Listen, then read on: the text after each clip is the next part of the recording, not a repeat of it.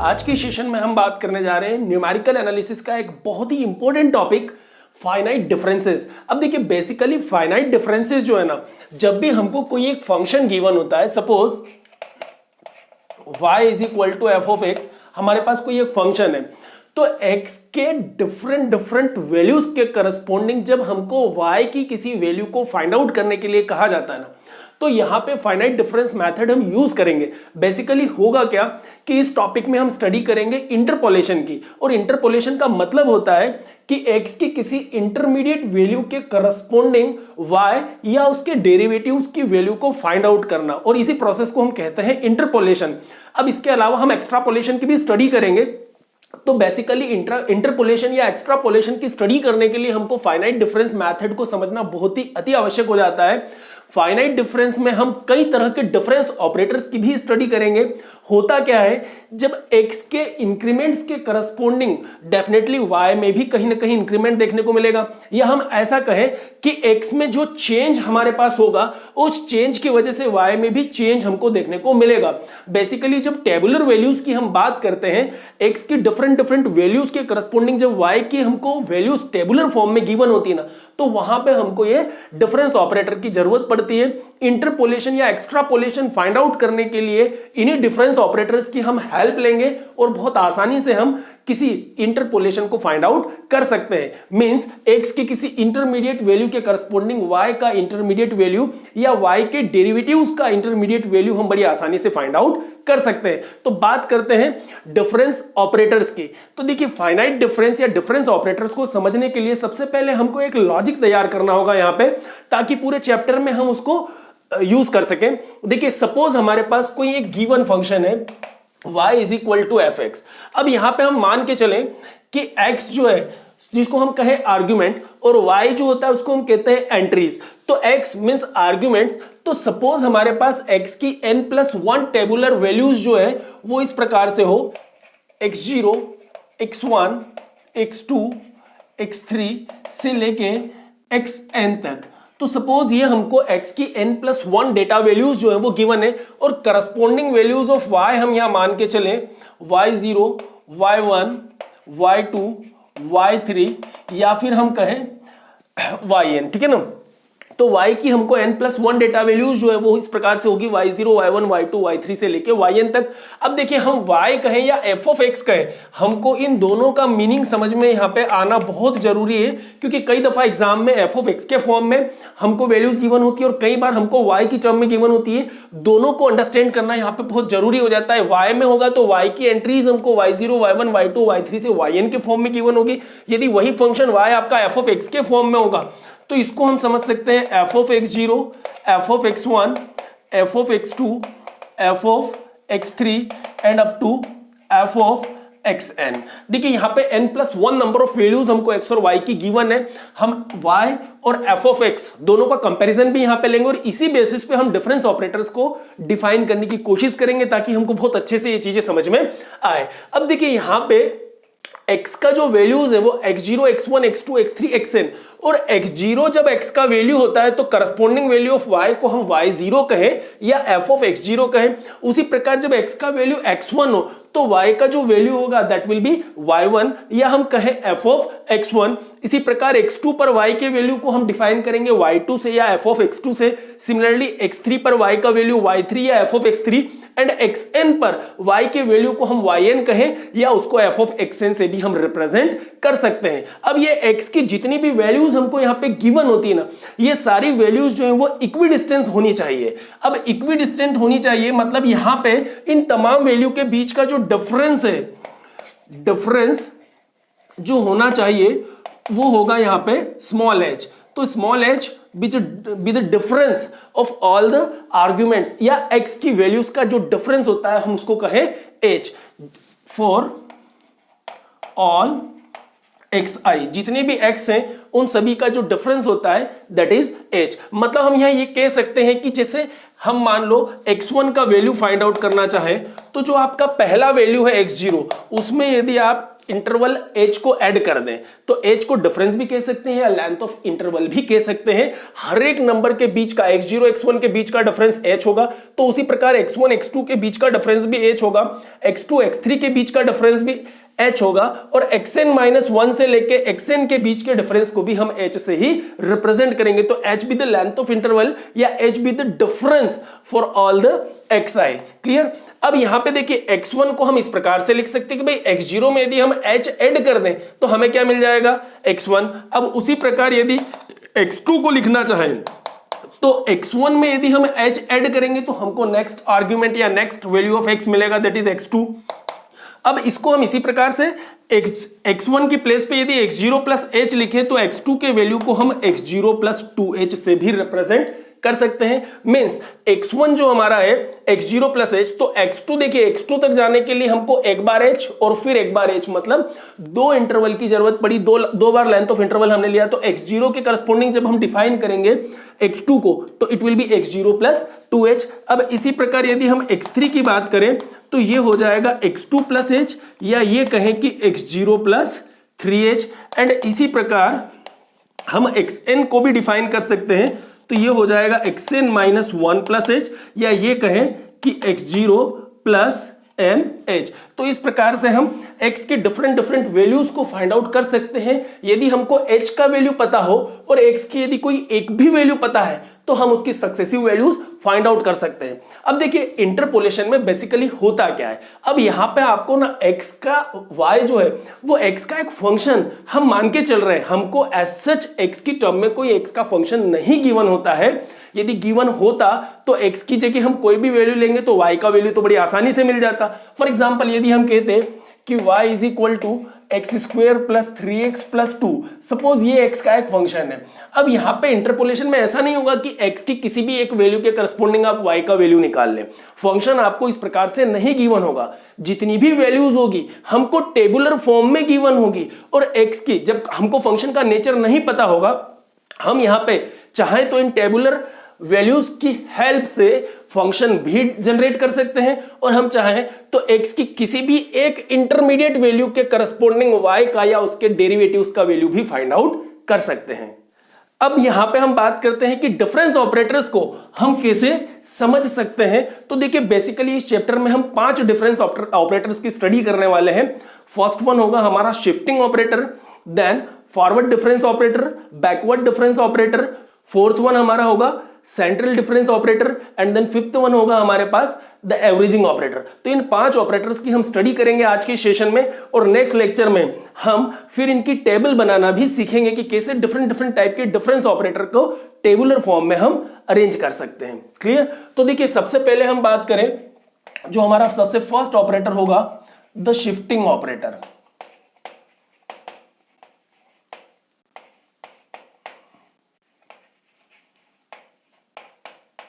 अब shifting operator को हम यहां डिनोट करेंगे कैपिटल ई से।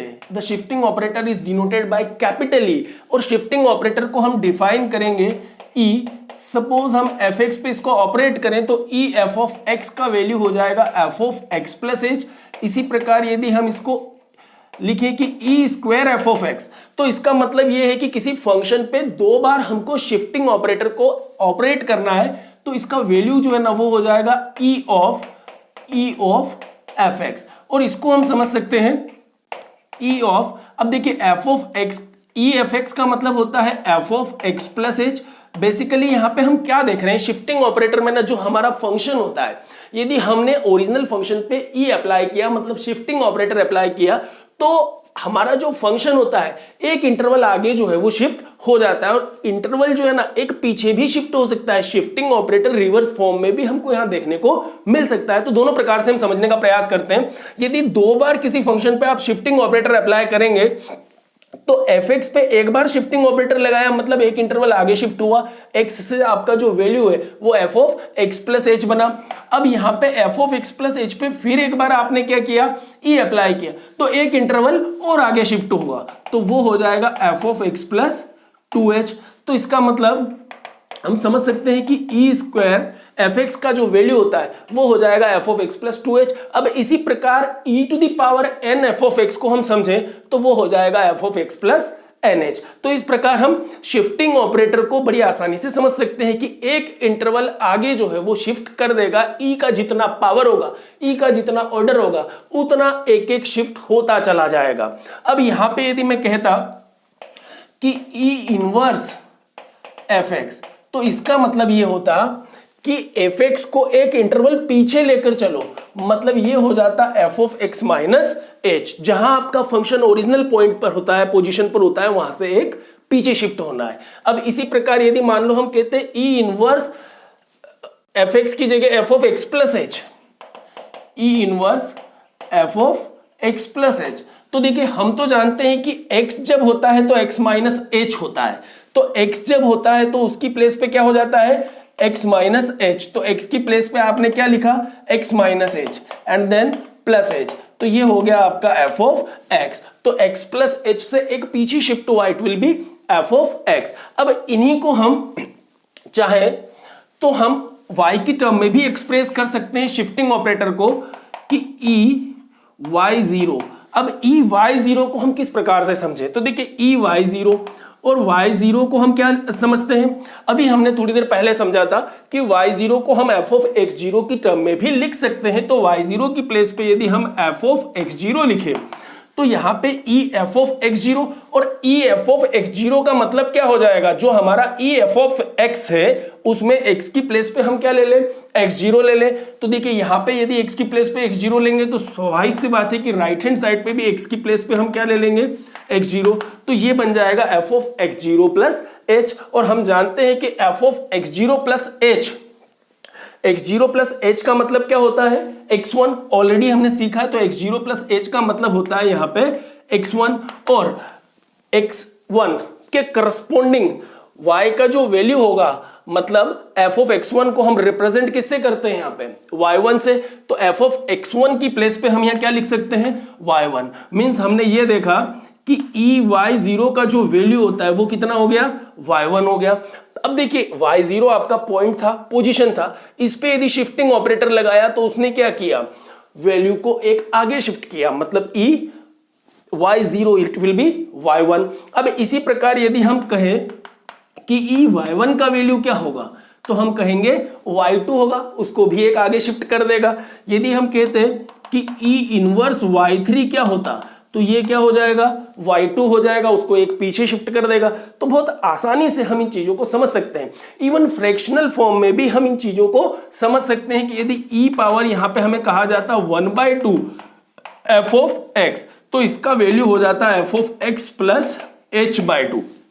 पावर 1 था तो x0 प्लस h था, पावर 1/2 आया तो h इंटू 1/2, जैसा पावर होगा उसके अकॉर्डिंग हम उसको शिफ्ट कर देते हैं। तो आई होप कि शिफ्टिंग ऑपरेटर तो हमको समझ में आया है। अब बात करते हैं हम फॉरवर्ड डिफरेंस ऑपरेटर की। अब देखिए फॉरवर्ड डिफरेंस ऑपरेटर को हम डिनोट करेंगे डेल से। अब इस डेल को हम यदि डिफाइन करने जाएं, फॉरवर्ड डिफरेंस ऑपरेटर को यदि हम किसी फंक्शन fx पर अप्लाई करें तो इसका वैल्यू हो जाएगा f of x plus h minus fx। अब यहां पे देखिए डिफरेंस ऑपरेटर है तो डिफरेंस तो अपने को देखने को मिलेगा ही मिलेगा। अब किनका डिफरेंस देखने को मिल रहा है, फंक्शन की नेक्स्ट वैल्यू का हम उसकी ओरिजिनल वैल्यू में डिफरेंस निकालने जा रहे हैं, जो कि होगा फॉरवर्ड डिफरेंस ऑफ fx। तो first forward difference of fx is defined as f of x plus h minus f of x।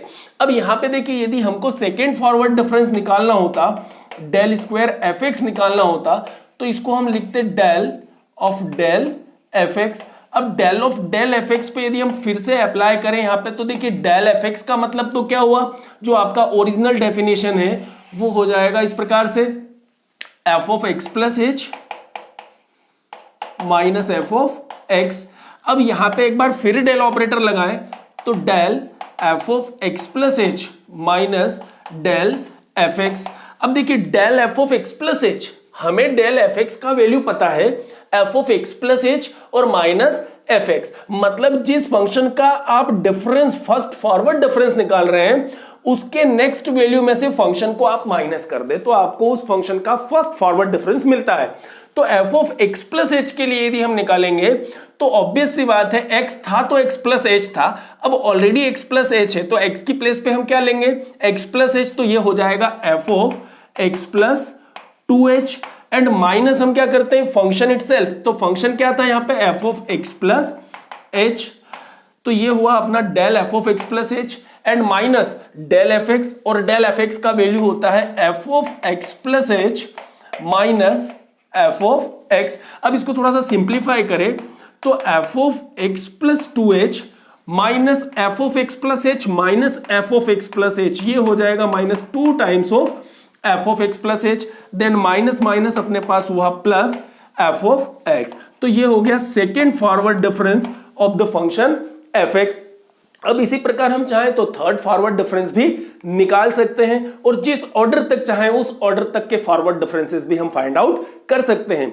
बाद में हम इनकी टेबल्स बनाना भी सीखेंगे कि कैसे हम डिफरेंस टेबल को जनरेट करते हैं।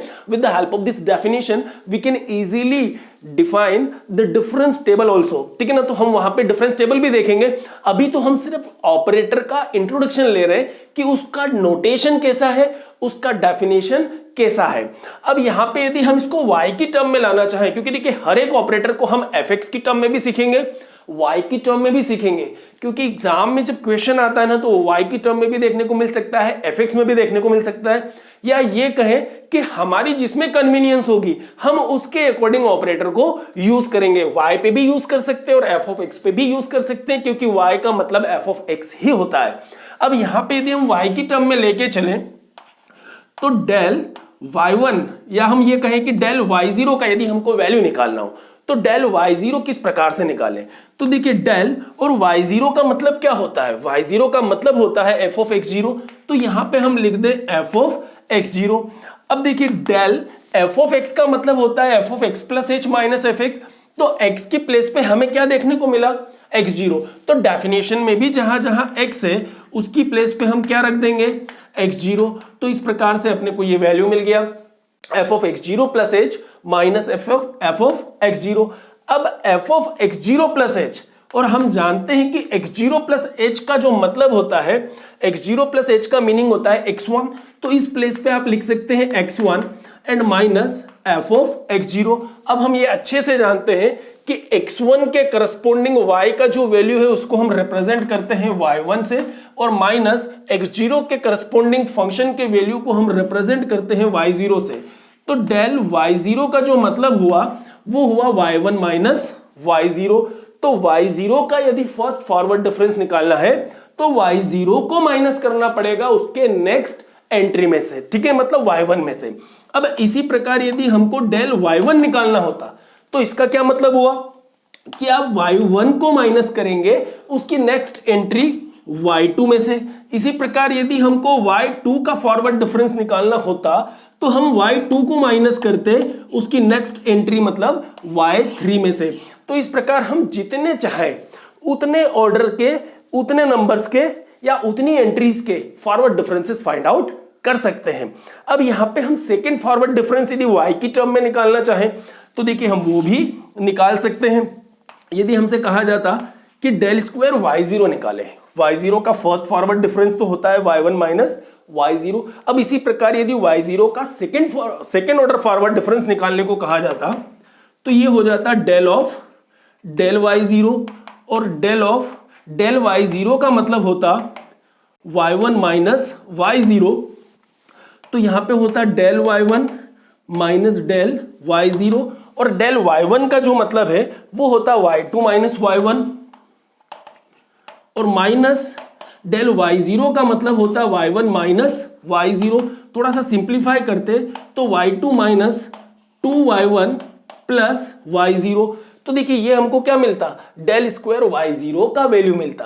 अब कंपेयर भी करें तो डेल स्क्वायर fx मतलब f of x plus 2h, it means y2, minus 2f of x plus h मतलब minus 2y1 and then plus fx means plus y0।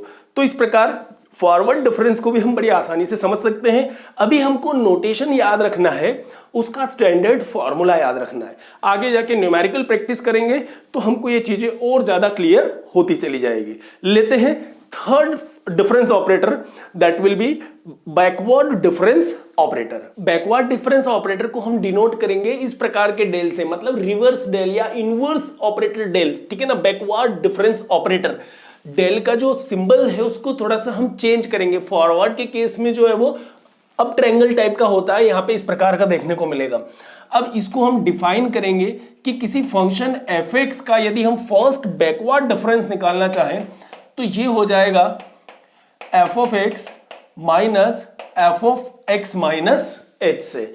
तो f(x) minus f(x) minus h ये होगा किसी function f(x) का first backward difference. मतलब जिस function पे हमने बैकवर्ड डिफरेंस ऑपरेटर अप्लाई किया है उस फंक्शन में से माइनस करेंगे उससे एक कम वैल्यू को या उसकी प्रीवियस वैल्यू को। जैसे हम समझें कि यदि हम इसका सेकेंड फॉरवर्ड डिफरेंस निकालना चाहते या ये कहें कि y की टर्म में यदि आप डिफरेंस ऑपरेटर को डिफाइन करना चाहते तो डेल y1। अब देखिए बैकवर्ड डिफरेंस किसका निकाला हमने, y1 का। तो फर्स्ट फॉरवर्ड डिफरेंस यदि हम y1 का निकालते तो हम समझते हैं कि y1 का जो मतलब होता है वो क्या होता है, f(x1). y1 का मीनिंग हुआ यहाँ पे f(x1). अब देखिए ये डेल f(x) का मतलब होता है f(x) minus f(x) minus h। तो हम यहाँ पे x की प्लेस पे यदि x1 लेते तो ये डेफिनेशन अपना बन जाता डेल f(x1) का f(x1) minus f(x1) minus h। अब देखिए f(x1) माइनस अब f(x1) और x1 का मतलब क्या होता है, x0 प्लस h। तो यहां पे हम x0 प्लस h भी लिख सकते हैं x1 की प्लेस पे, एंड माइनस जो है वो h। अब इसको थोड़ा सा हम सिस्टमेटिक लिखें तो ये हो जाएगा f(x1) और यहां h से h कैंसिल हुआ तो अपने पास आया f(x0). तो f(x1) का मीनिंग होता है f(x1) मीन्स y1 और f(x0) का मतलब हुआ यहाँ पे y0। तो देखिए यहाँ पे क्या अपने पास चल रहा है लेफ्ट साइड पे del y1 means first backward difference जो है आपके पास y1 का वो होगा y1 माइनस y0। अब यदि फॉरवर्ड के केस में हम बात करते हैं ना तो y1 माइनस y0 जो है in case of forward difference operator किसको रिप्रेजेंट करता है, ये y1 माइनस y0 जो है वो रिप्रेजेंट करता है y0 के फर्स्ट फॉरवर्ड डिफरेंस को। नोटेशन का मीनिंग अपने को यहां समझना बहुत जरूरी है, अदरवाइज दिक्कत हो जाएगी कि y1 माइनस y0 यहां भी था, y1 माइनस y0 यहां भी आ रहा है। तो दोनों में डिफरेंस क्या है, नोटेशन का, प्रेजेंटेशन का, लिखने का तरीका जो है वो अलग हो रहा है कि y1 में से y0 का जो डिफरेंस है वो बैकवर्ड के केस में y1 के बैकवर्ड डिफरेंस को रिप्रेजेंट करता है, बट फॉरवर्ड के केस में y0 के फर्स्ट फॉरवर्ड डिफरेंस को रिप्रेजेंट करता है। मतलब फॉरवर्ड होता तो y0 का फॉरवर्ड डिफरेंस क्या होता कि y0 को माइनस करते उसकी अगली एंट्री से, और यहाँ पे y1 का बैकवर्ड डिफरेंस है मतलब y1 में से हम माइनस करेंगे उसकी प्रीवियस एंट्री को। नोटेशन अलग है, मीनिंग उसका जो है वो सेम बन रहा है, वैल्यू जो है वो एक समान आएगी। क्लियर है? तो इस प्रकार से y1 का फर्स्ट फॉरवर्ड डिफरेंस हम यहाँ पे बड़ी आसानी से देख सकते हैं, इस प्रकार से इसको समझ सकते हैं। अब इसी प्रकार मान लो अपने से कहा जाता कि y2 का फॉरवर्ड डिफरेंस क्या आएगा, तो y2 का फॉरवर्ड डिफरेंस भी हम निकाल सकते हैं इसी प्रकार से जैसे यहाँ पे हमने अरेंजमेंट किया।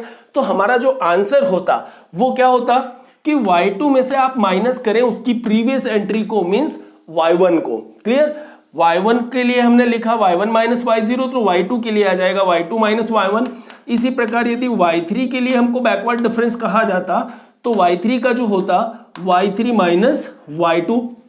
तो इस प्रकार हम किसी भी एंट्रीज के लिए बैकवर्ड डिफरेंस ऑपरेटर को अप्लाई करके उसका वैल्यू जो है बड़ी आसानी से निकाल सकते हैं। अब देखिए ये जो x0, x1, x2, x3, y0, y1, y2, y3 ये सब क्या है, ये डेटा वैल्यूज हैं, कोई न्यूमेरिकल वैल्यूज हैं जो अपने को हमेशा गिवन होती है। तो उस बेसिस पे हमको हमेशा नंबर के फॉर्म में ही ये डिफरेंस का जो वैल्यू है वो देखने को मिलेगा। क्लियर? तो इस प्रकार बैकवर्ड डिफरेंस ऑपरेटर को भी हम यहां आसानी से समझ सकते हैं। इस फॉर्मूले को यूज करना है, हम चाहें तो सेकेंड ऑर्डर के बैकवर्ड डिफरेंसेस भी बड़ी आसानी से फाइंड आउट कर सकते हैं।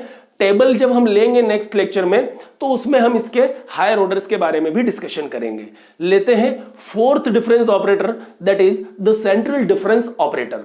सेंट्रल डिफरेंस ऑपरेटर की यदि बात करें तो इसका नोटेशन होगा इस प्रकार का डेल, ठीक है ना। अब देखिए इस डेल के लिए यदि हम सेंट्रल डिफरेंस ऑपरेटर को डिफाइन करने जाएंगे तो डेल एफ ऑफ एक्स, इस प्रकार से हम समझे कि डेल एफ ऑफ एक्स मतलब central difference operator of function F x means first central difference of F of x. तो यहां पे डेल एफ ऑफ एक्स का जो वैल्यू होगा वो हो जाएगा F of x plus H by two minus f of x minus h by to. तो इस प्रकार से हम इसको सेंट्रल डिफरेंस ऑपरेटर को भी बड़ी आसानी से डिफाइन कर सकते हैं। Del f x is f of x plus H by two minus f of x minus h by two. अब देखिए यहां पे हम चाहें तो थोड़ा सा इसको और सिस्टमेटिक भी लिख सकते हैं कि यदि हम यहां दोनों तरफ एक्स की प्लेस पे x plus h by two ले लें तो देखिए हमको क्या देखने को मिलेगा, del f of x plus H by two हो जाएगा लेफ्ट हैंड साइड पे। अब राइट हैंड साइड पे भी x की प्लेस पे यदि हम x plus H by to लेंगे तो x plus H by two plus H by to, तो ये हो जाएगा f of x plus H and minus यहां पे यदि हम f ऑफ x की प्लेस पे x plus H by to ले तो plus H by two minus H by to cancel हुआ तो ये हो जाएगा आपका f ऑफ x। तो इस प्रकार del f of x plus H by two is f of x plus h minus f of x। अब बेसिकली हो क्या रहा है यहां पे, यदि हम इसको y की टर्म में लेके जाते हैं ना तो इसको हम कह सकते थे del y one by two और इसको हम कहते फिर y1 माइनस y0। मतलब y1 और y0 के डिफरेंस को फॉरवर्ड डिफरेंस में तो हमने देखा कि फॉरवर्ड होता तो यहां होता डेल y0, बैकवर्ड होता तो यहां होता डेल y1 और सेंट्रल है तो यहां आया डेल y1 बाई टू। मतलब इन दोनों के बीच का वैल्यू, तो y1 और y0 के बीच का जो वैल्यू है वो क्या आ जाएगा, हाफ। मतलब डिफरेंस जो होता है ना यहाँ पे इंटरवल का वो हाफ के साथ शिफ्ट होता है। तो del y half is equal to y1 minus y0। अब इसी प्रकार हम 3/2 के केस में भी ले जा सकते थे, y2 के केस में भी ले जा सकते हैं। फॉर्मूले के अकॉर्डिंग हमको एंट्रीज जो है वो यहाँ पे कंसीडर करनी पड़ेगी। न्यूमेरिकल प्रैक्टिस लेंगे तो इस ऑपरेटर पे भी हम खूब सारा काम करेंगे, अच्छे से समझने का प्रयास करेंगे कि कैसे इसका टेबल जो है वो जनरेट होता है और उस टेबल के माध्यम से हम कई सारी चीजें और सीखने का प्रयास करेंगे। ये होता है इसका डेफिनेशन फॉर्मूला कि del f x is f of x plus H by two minus f of x minus H by two. मतलब हमारा जो फंक्शन है ओरिजिनल फंक्शन जिसका हमको सेंट्रल डिफरेंस लेना है, तो सेंट्रल डिफरेंस का मतलब बीच में से आपको डिफरेंस लेना पड़ेगा। मतलब हाफ आगे गए हाफ पीछे गए और दोनों का डिफरेंस ले ले, वो कहलाएगा आपका सेंट्रल डिफरेंस। अब यदि हम फिफ्थ ऑपरेटर की बात करें तो यहां पे अपना पांचवा ऑपरेटर आ जाएगा the averaging operator. The averaging operator और इसको हम रिप्रेजेंट करेंगे म्यू से, the averaging operator mu.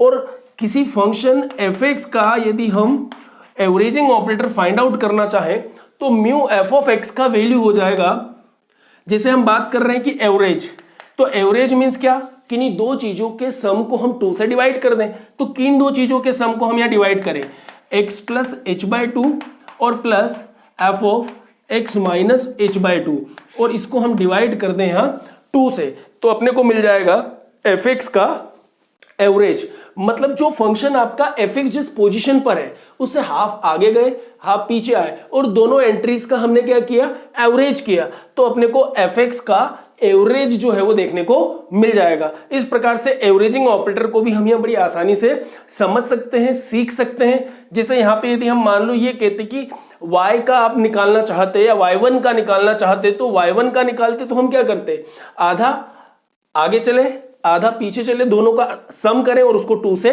Divide करें। तो इस प्रकार से हम एवरेजिंग ऑपरेटर को भी यहां पे समझ सकते हैं। तो इस प्रकार इंटरपोलेशन या एक्स्ट्रापोलेशन को समझने के लिए डिफरेंस ऑपरेटर्स को समझना बहुत जरूरी है। फाइनाइट डिफरेंस मेथड का अध्ययन किए बिना हम इंटरपोलेशन या एक्स्ट्रापोलेशन की स्टडी नहीं कर पाएंगे। देखेंगे आगे के लेक्चर्स में कि कैसे x की किसी इंटरमीडिएट वैल्यूज के करस्पॉन्डिंग हम y या fx की इंटरमीडिएट वैल्यू या इनके डेरिवेटिव्स की इंटरमीडिएट वैल्यू फाइंड आउट करते हैं। आज हमने सीखा कि कैसे हम इन 5 ऑपरेटर्स को डिनोट एंड डिफाइन करते हैं, उनके हमने फॉर्मूले स्टडी किए। नेक्स्ट लेक्चर में हम बात करेंगे forward difference table, backward difference table and central difference table जो है किस प्रकार से हम बना सकते हैं। इन तमाम चीजों पे आगे के लेक्चर में हम डिस्कशन करेंगे। Thank you very much, thanks for watching this video.